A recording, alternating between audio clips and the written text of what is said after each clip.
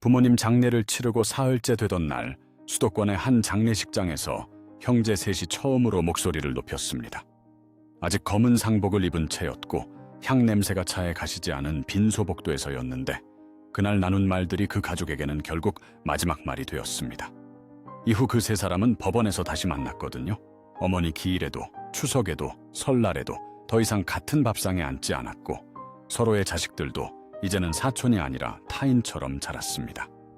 이 이야기가 특별한 집안의 이야기라고 생각하신다면 지금부터 드리는 숫자가 그 생각을 바꿀 겁니다. 2023 사법연감에 따르면 2022년 한 해 동안 법원에 접수된 상속재산 분할 처분 사건은 2776건이었습니다. 2014년에는 같은 유형의 사건이 771건이었으니 불과 8년 만에 약 3.6배가 늘어난 거예요. 같은 기간 유류분 반환 청구 소송도 2013년 663건에서 2022년 1872건으로 약 3배 가까이 치솟았습니다.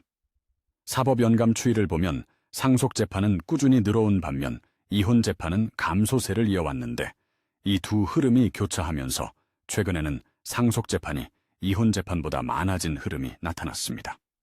부부가 헤어지는 일보다 가족이 유산을 두고 법정에 서는 일이 더 잦아진 거거든요. 그런데 여기에 더 충격적인 사실이 있습니다. 이 상속 분쟁의 83%가 소송물 가액 1억 이하입니다. 수십억 자산가, 집안 이야기가 아닌 거죠. 아파트 한 채, 작은 상가 하나, 부모님이 평생 모은 예금 통장 몇 개를 두고 오빠와 언니가, 형과 동생이 법원에서 마주 앉는 겁니다. 과거에는 재벌가 뉴스에서나 보던 상속 전쟁이 이제는 우리 옆집 이야기가 된 거예요. 왜 이런 일이 일어나는 걸까요? 단순히 사람들이 예전보다 더 욕심이 많아져서일까요? 그렇게 생각하고 싶겠지만 실제로는 훨씬 구조적인 이유가 있습니다. 여기서 잠깐 한번 생각해 보시기 바랍니다. 지금 이 영상을 보고 계신 분들 중에서 부모님이 살아계신 분이라면 이 질문에 솔직하게 대답해 보세요. 나는 형제 중 누가 부모님께 더 받았는지 알고 있나요? 혹시 내가 모르는 게 있을 것 같다는 생각이 드나요? 이 질문에 조금이라도 불편한 마음이 생기셨다면 그 감각 자체가 이미 중요한 신호입니다. 왜냐하면 지금 법원에 서 있는 사람들 대부분이 처음에는 그 불편한 감각으로부터 시작했거든요. 막연하게 뭔가 공평하지 않다는 느낌, 나만 빠진 것 같다는 느낌. 그 느낌은 부모님이 살아계실 때는 그냥 덮어두고 지나가는 거예요. 하지만 부모님이 돌아가시면 그 감각은 더 이상 덮어둘 이유가 없어집니다. 그리고 그 순간 수십 년 동안 묻어뒀던 감정이 한꺼번에 터져나오는 거거든요. 지금 부모님 세대가 젊었을 때만 해도 한국의 집값은 지금과 달랐거든요. 1980년대에 서울 변두리에 사신 분이 작은 아파트 하나를 장만하셨다면 그 집이 지금은 수억이 되어 있는 겁니다. 부모님은 그냥 살던 집에 사신 건데 자식들 입장에서는 갑자기 수억짜리 유산이 눈앞에 놓이는 거예요. 재산이 없다고 생각했던 집에 재산이 생겨버린 거거든요. 예전 같으면 나눌 것도 별로 없으니 다툼도 없었을 텐데 이제는 나눌 게 생기니까 어떻게 나눌지를 두고 갈등이 터지는 겁니다. 여기에 또 하나의 구조가 겹칩니다. 핵가족화와 고령화입니다. 과거에는 형제가 여럿이고 대가족이 함께 살면서 누가 더 부모를 모셨는지, 누가 더 희생했는지가 가족 모두에게 자연스럽게 보였거든요. 그런데 지금은 각자 따로 살고 각자 바쁘게 살다 보니 형제가 모이는 날이 명절밖에 없는 집도 많습니다. 그러다 부모님 한 분이 돌아가시고 남은 분마저 세상을 뜨시면 그 순간 자식들은 아무도 가르쳐주지 않은 현실과 처음 마주하게 됩니다. 법이 정한 상속 순서, 공동상속인의 동의 없이는 아무것도 처분할 수 없다는 것. 부모님 명의 통장은 은행이 사망 사실을 인지한 때부터 출금이 제한된다는 것들을요. 아무도 미리 이야기하지 않았으니까요. 가장 전형적인 분쟁 패턴을 한번 살펴보겠습니다. 법무법인들이 공통적으로 꼽는 갈등 유형이 크게 세 가지인데 어딘가 낯설지 않으실 겁니다. 첫 번째는 사전 증여 문제입니다. 많은 부모님들이 살아계실 때 이미 자녀 중 한 명에게 재산을 미리 넘겨주셨거든요. 장남이 사업을 시작할 때 수천만 원을 보태주거나 특정 자녀의 집 구입에 큰 돈을 지원하거나 노후를 함께 살면서 돌봐준 자녀 명의로 부동산을 넘겨두거나 부모님 입장에서는 자식을 도운 것뿐이고 받은 자녀 입장에서는 감사한 일이었는데 나머지 형제들 입장에서는 그게 나만 빼고 받아간 것으로 보이는 거예요. 그리고 부모님이 돌아가시면 그 나만 빼고 받아간 것들이 전부 테이블 위로 올라옵니다. 수십 년 전 부모님이 해준 것들이 부모님의 임종 이후에 갑자기 소송의 증거가 되는 거죠. 형제끼리 모르고 지냈던 것들, 어색하게 덮어뒀던 것들이 다 드러나게 됩니다. 부모님 돌아가신 뒤에 처음으로 형이 20년 전에 사업자금으로 수억을 받아간 것을 알게 되는 경우가 상속 전문 변호사들의 상담 현장에서 낯설지 않거든요. 그 금액은 당시 액수가 아니라 현재 부동산 시세로 환산하면 더 큰 금액이 될 수 있습니다. 이걸 알게 된 순간 형제 관계는 다른 국면으로 접어들게 되는 거예요. 두 번째는 간병 분쟁입니다. 부모님이 오랫동안 아프셨다면 형제 중 누군가가 수년 동안 곁에서 모셨을 가능성이 높습니다. 직장을 그만두거나 일을 줄이거나 자신의 가족을 희생하면서 부모를 돌본 거예요. 그런데 막상 상속이 되면 법정 상속분은 형제 모두 똑같습니다. 10년을 간병한 사람이나 명절에만 얼굴 비친 사람이나 숫자로는 동등한 거거든요. 이걸 법에서는 기여분이라는 개념으로 인정하기는 합니다.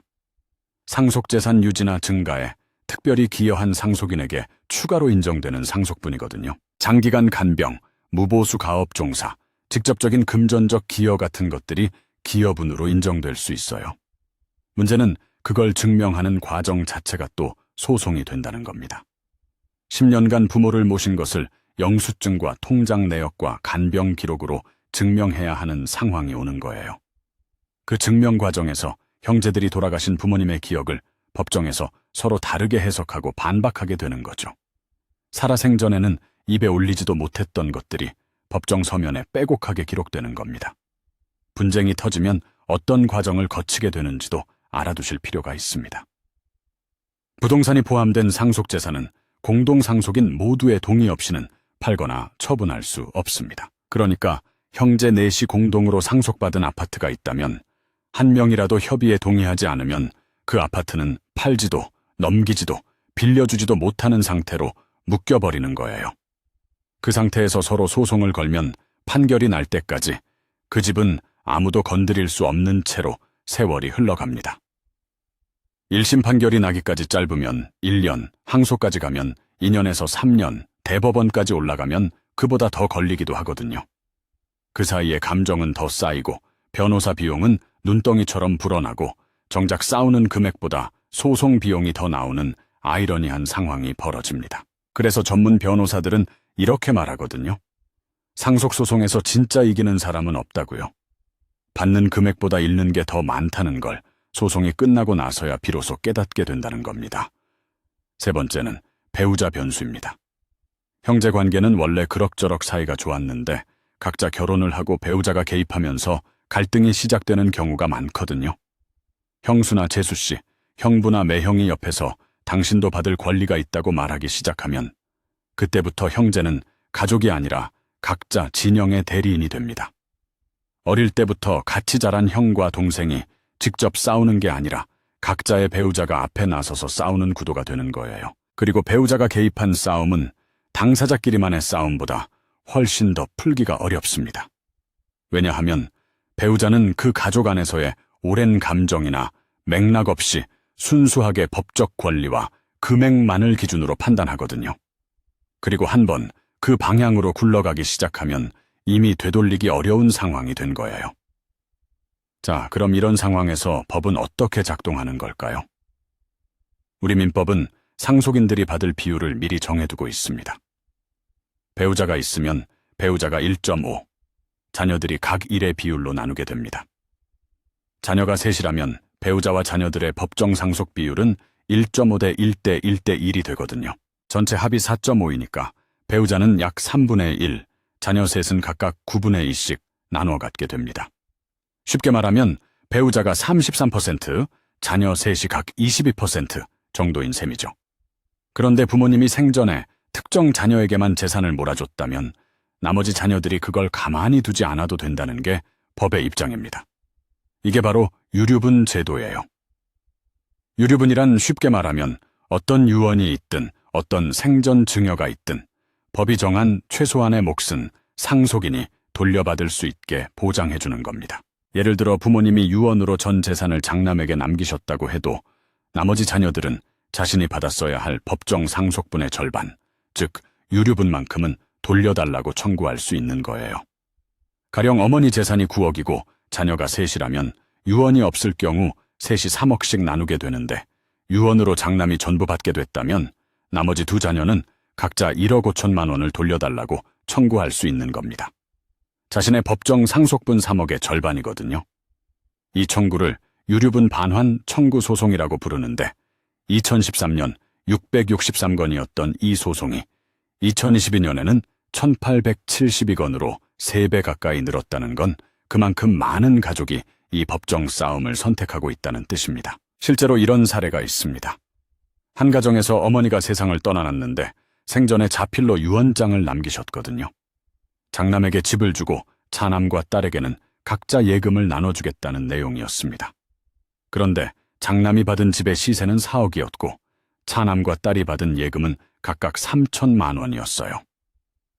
차남과 딸은 자신들의 유류분이 침해됐다며 소송을 냈는데 알고 보니 그 유언장에 날짜가 빠져 있었습니다.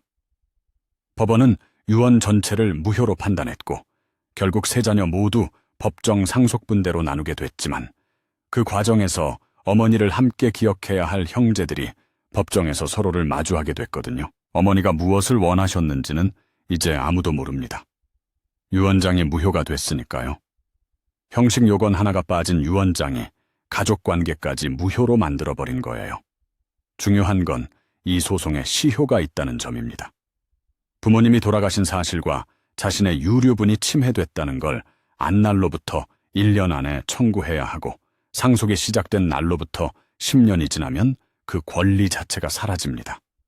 모르고 있다가 또는 가족관계가 상할까봐 참고 있다가 시효를 놓치는 경우가 실제로 적지 않거든요.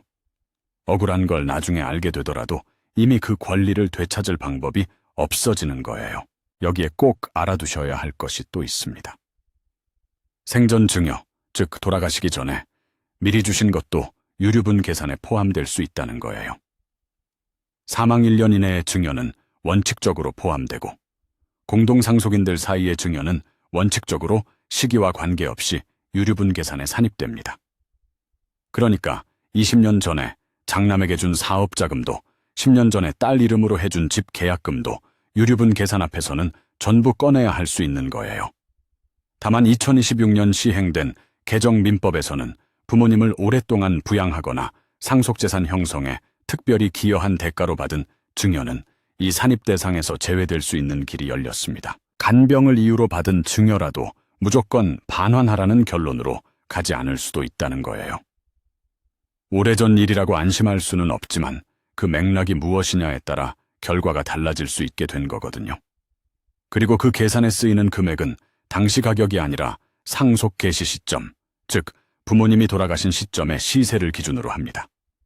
20년 전에 준 땅이 지금 수십 배가 됐다면 그 수십 배 오른 가격을 기준으로 계산이 되는 거예요. 여기서 또 하나 흔히 모르는 함정이 있습니다. 부모님이 채무가 많은 상태에서 돌아가신 경우입니다. 재산보다 빚이 더 많은 상태에서 상속이 이루어지면 아무것도 모르고 있다가 3개월이 지나버리면 그 빚이 고스란히 자녀들에게 넘어옵니다. 이런 경우에는 상속포기 또는 한정승인이라는 절차를 밟아야 하는데 상속포기는 아예 상속인 지위를 포기하는 것이고 한정승인은 부모님의 재산 범위 안에서만 빚을 갚겠다고 하는 겁니다. 이 신청 기한이 상속이 시작된 날로부터 3개월 이내거든요. 부모님 돌아가신 직후에 슬픔 속에서 장례 절차 진행하면서 그 안에 법원에 서류를 내야 한다는 걸 아는 분이 많지 않습니다. 이걸 모르고 지나쳤다가 부모님의 빚을 떠안게 되는 사례가 지금도 꾸준히 나오고 있거든요. 그렇다면 이런 분쟁을 막을 수 있을까요? 전문가들이 공통적으로 강조하는 건 하나입니다. 부모님이 살아계실 때 가족이 함께 앉아서 솔직하게 이야기를 나누라는 거예요. 어색하고 불편한 대화겠지만 그 한 번의 불편함이 훗날 수년에 걸친 소송보다 훨씬 낫다는 거죠. 가장 확실한 예방책은 유언장입니다. 법적으로 효력 있는 유언 방식이 민법에는 5가지가 있는데 전문가들이 가장 권장하는 건 공정증서 유언이에요. 공증인 앞에서 2명의 증인과 함께 작성하는 방식으로 나중에 형식 요건 문제로 유언 자체가 무효가 되는 상황을 막을 수 있거든요. 직접 손으로 쓰는 자필 유언장도 인정되지만 주의할 점이 있습니다. 전문을 반드시 자필로 써야 하고 날짜와 주소, 성명도 직접 기재해야 하며 날인도 필수입니다. 이 중 하나라도 빠지면 법원이 유언의 효력을 인정하지 않는 경우가 실제로 꽤 많거든요. 심지어 주소를 본문에는 썼지만 유언서 끝 서명 부분에 쓰지 않았다는 이유로 무효 판결이 난 사례도 있습니다. 잘 써놓은 유언장이 형식 요건 하나 빠진 이유로 법원에서 무효가 됐을 때 그 충격이 얼마나 클지 생각해 보시기 바랍니다. 또 한 가지 실용적인 접근은 부모님이 살아계실 때 재산 현황을 형제들이 함께 파악해 두는 겁니다. 어떤 통장이 있고 어떤 부동산이 있으며 생전에 어떤 자녀에게 무엇을 얼마나 줬는지를 투명하게 공유해 두는 거예요. 아무도 모르는 상태에서 부모님이 돌아가시면 그때부터 서로가 상대방을 의심하기 시작하거든요. 형이 뭔가 더 받았겠지. 나만 모르는 게 있겠지. 이런 의심이 쌓이면 진짜 갈등은 돈 때문이 아니라 불신 때문에 시작되는 겁니다. 한 법률 전문가는 이런 말을 했습니다. 상속 분쟁 현장에서 보면 처음에는 돈 싸움 같지만 결국에는 부모님이 나를 덜 사랑했던 거 아니냐는 싸움이 된다고요. 5천만 원을 더 받고 덜 받은 게 중요한 게 아니라 내가 형제들 중에서 부모님에게 가장 덜 인정받은 사람이라는 느낌, 그게 사람을 끝까지 버티게 만드는 거거든요. 소송 비용이 받을 금액보다 더 많이 나오는 게 분명한데도 소를 취하하지 않는 사람들, 이미 이길 가능성이 별로 없다는 걸 알면서도 항소를 이어가는 사람들, 이들이 싸우는 건 돈이 아니라 인정인 겁니다. 부모님이 살아생전에 자신을 얼마나 아꼈는지를 이제는 돈으로 환산해서 증명받으려 하는 거거든요. 그래서 이 싸움은 끝내기가 더 어렵습니다. 돈은 나눌 수 있지만 부모님의 사랑을 나눌 수 있는 방법은 없으니까요. 그래서 상속 분쟁은 재산이 많을수록 커지는 게 아니라 가족 안에서 오랫동안 쌓인 서운함이 클수록 커집니다. 내가 더 고생했는데 알아주지 않았던 것, 항상 형이 더 챙김받았던 것, 딸이라서 무시당했던 것. 이런 오래된 감정들이 유산을 계기로 전부 터져나오는 거예요. 그러니까 상속 분쟁을 막고 싶다면 결국 평소의 가족관계가 중요하다는 말도 틀리지 않습니다. 하지만 그것만으로는 부족하다는 것도 사실이거든요. 사이가 좋은 가족도 준비가 없으면 갈등이 생기고 사이가 나빴던 가족도 미리 투명하게 정리해두면 분쟁이 줄어드는 걸 전문가들은 현장에서 반복해서 목격해왔으니까요. 법조계에서는 최근 이런 변화도 주목하고 있습니다. 2024년 헌법재판소가 형제자매에 대한 유류분 조항을 위헌으로 결정했거든요. 형제자매는 상속재산 형성에 기여가 거의 없음에도 유류분 권리를 부여하는 건 타당한 이유를 찾기 어렵다는 판단이었습니다. 또한 불효자녀에 대한 상속권 제한이나 특별 기여자의 기여분을 유류분 제도에 반영하지 않는 것도 헌법 불합치라고 판단했습니다. 그리고 이에 따른 민법 개정안이 2024년 8월 국회를 통과해 올해 1월부터 시행 중입니다. 지금 이 영상을 보시는 시점 기준으로는 형제자매의 유류분은 이미 삭제됐고 폐륜적 행위를 한 상속인의 유류분을 박탈할 수 있는 제도도 새롭게 도입되어 있습니다. 거기에 부모님을 오래 돌봐온 기여 상속인의 경우 그 기여가 유류분 산정에도 반영될 수 있게 됐거든요. 앞으로 상속소송은 서로 상대방의 폐륜적 행위를 주장하거나 기여분을 입증하기 위해 방대한 증거를 제출하는 방향으로 더욱 복잡하고 거칠어질 거라는 게 법조계의 전망이에요. 법이 바뀌었다는 건 분쟁의 지형도 함께 바뀐다는 뜻이고 그 복잡함 속에서 가장 큰 피해를 보는 건 결국 준비 없이 그 상황을 맞닥뜨리는 가족들이거든요. 지금 이 순간 스스로에게 한 가지를 물어보시기 바랍니다. 만약 오늘 밤 부모님에게 갑자기 무슨 일이 생긴다면 내 형제들과 나는 어떻게 될까? 서로의 연락처를 알고 있는지, 어느 은행에 계좌가 있는지, 유언장이 있는지 없는지는 알고 있는지. 이 질문들에 대답할 수 없다면 오늘이 바로 그 대화를 시작해야 할 날입니다. 사람들은 대부분 이런 대화를 미룹니다. 부모님이 건강하신데 벌써 유산 얘기를 꺼내는 게 불효 같다고 느끼기 때문이에요. 그런데 한번 반대로 생각해보면 사고를 예방하기 위해 안전벨트를 매는 것처럼 분쟁을 막기 위해 미리 이야기를 나누는 것도 가족을 아끼는 방식이거든요. 오히려 그 대화를 통해 부모님의 생각과 마음을 더 잘 알게 되는 기회가 될 수도 있습니다. 부모님도 자식들이 나중에 싸우는 걸 원하지 않으시거든요. 그 사실을 먼저 꺼내면 대화가 생각보다 자연스럽게 이어지는 경우가 많습니다. 부모님이 평생 모아온 것들이 자식들의 싸움으로 쓰이는 게 아니라 가족이 함께 따뜻하게 기억하는 방식으로 이어지기를 바라시는 마음은 어느 부모님이나 똑같거든요. 결국 우리가 오늘 봐온 이 이야기들은 전부 하나의 공통점을 갖고 있습니다. 아무도 미리 준비하지 않았다는 것. 부모님이 살아계실 때는 이 이야기를 꺼내는 게 불편했고, 그래서 아무도 말하지 않았고, 그러다 부모님이 돌아가신 뒤에 형제들이 서로 다른 기억과 다른 기대를 가지고 테이블에 앉게 된 겁니다. 그 테이블이 집거실이면 불편한 대화로 끝날 수 있지만, 법원 법정이 되면 그 불편함은 관계의 끝을 의미하게 됩니다. 부모님이 사랑으로 지켜온 가족이 부모님이 돌아가신 뒤에 산산조각 나는 것, 그것만큼 안타까운 일도 없거든요. 그리고 그것을 막을 수 있는 시간은 지금 이 순간에도 흐르고 있습니다. 오늘도 시청해주셔서 감사합니다. 구독과 좋아요는 이런 콘텐츠를 계속 만드는데 큰 힘이 됩니다. 혹시 가족 사이에서 비슷한 일을 겪으셨거나 상속 이야기를 꺼내기 어려웠던 순간이 있으셨다면 댓글로 남겨주세요. 여러분의 경험이 같은 상황에 있는 다른 분들에게 진짜 도움이 됩니다.